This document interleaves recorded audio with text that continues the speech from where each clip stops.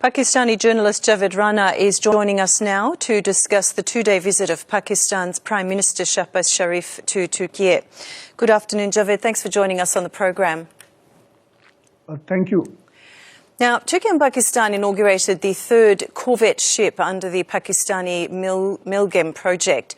Now, how important is this accomplishment for both sides, and especially for Pakistan's ever-advancing navy?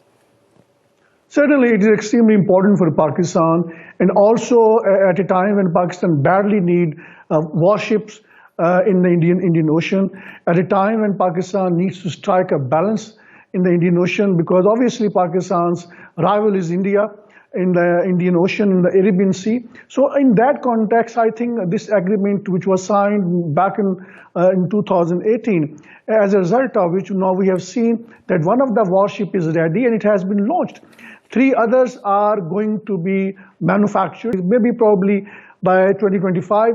It will gradually, step by step, it will happen. Now, what is extremely important is that there are 2 of the warships, one of which has been launched, was built in Istanbul, while the other 2 are being manufactured in Karachi. That shows that how both countries have been extensively cooperating with each other, and that also means that how eagerly Turkey is transferring the technology to Pakistan. That indicates underlying relation between 2 countries which are very strong, which are strong in faith, in culture, and I can clearly say that Turkey as a country Pakistan feels the most comfortable with. It is a country where people have people-to-people contacts are there. Entertainment industry, when it comes, then Turkish dramas are quite popular. So these ties are not confined to just mere defense cooperation. Pakistan purchased Turkish drones, and my understanding is that more drones are going to be purchased by Pakistan. And very importantly, the Turkish drone company's CEO said that Turkey would not sell these drones to India, which is Pakistan's arch rival. So this is very important. This means that both countries have a strategic partnership. Both countries understand each other's strategic concern. In that context, I think Pakistani Prime Minister's visit is extremely important. This is a beginning of a bigger defense cooperation. And my understanding of the situation is that the trade volume has not been as much as there exists potential between 2 countries. It is around $1 billion, and both countries have vowed that it would be expanded to $5 billion. Okay.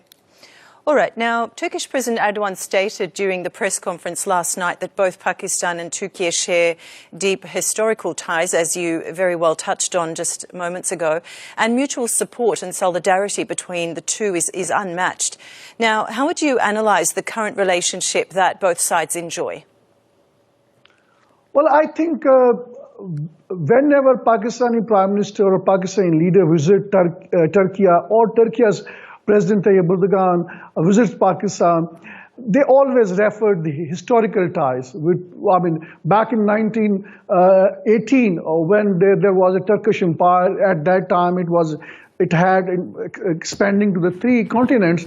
At that time, there was a huge concerns in this part of the world. Then Pakistan was not created. It was part of United India. Then there was a movement in this part of the world, and which, as a result of which, people from this part of the world, they participated in the national struggle of the Turkey.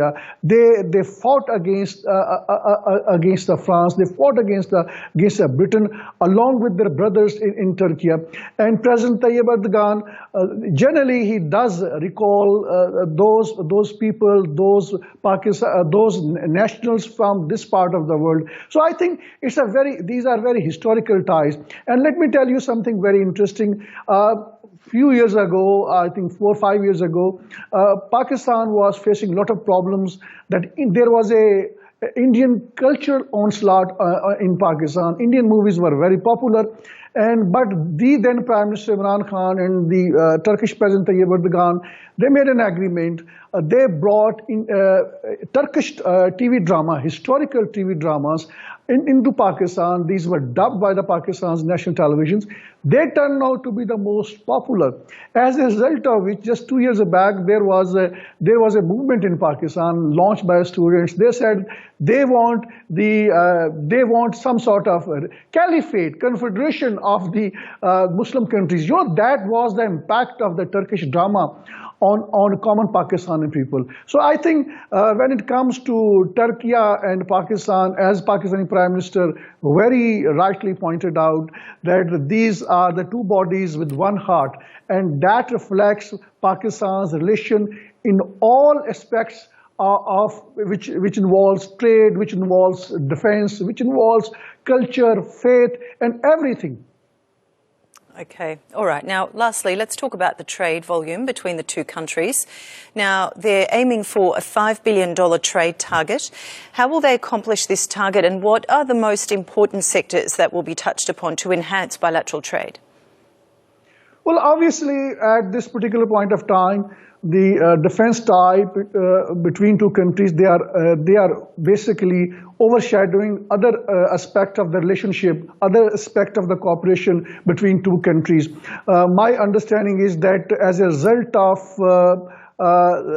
building these warships by the Turkiye, Pakistan's reliance on the US-made military hardware is reducing. But the point, because this is also part of a trade, but when it comes to the other aspect, I think there is a lot of work that Pakistan needs to do, particularly Pakistan needs to do. Turkey's economy is in a good shape as compared to Pakistan's. Pakistan is still struggling hard to put its economy back on track.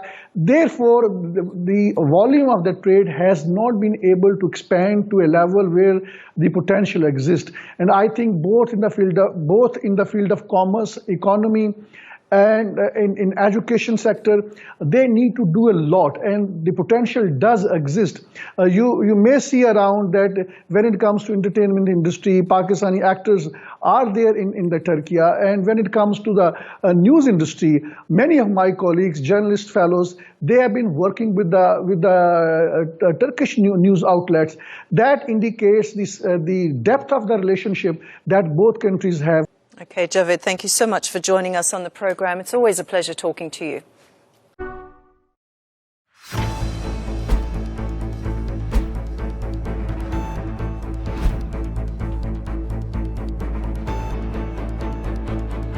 The growing tide of anti-Israel sentiments. What you see behind me is just tip of the iceberg of what is happening in the country. More than half of $52 billion black CIA budget is spent on espionage network in Pakistan. How would you handle it? The US has looked upon Pakistan as an ally at one point and then as an enemy at the same time. That is going to be the first legal reason on the basis of which he is going to be instantly ousted by the Supreme Court of Pakistan. Joining us live, Javed Rana, who's an expert on politics and geo-strategic issues. In the world politics, which is not being driven by any moral principle, it is being driven by the hard geo-strategic realities. In a broader picture, more countries would aspire to have nuclear weapons.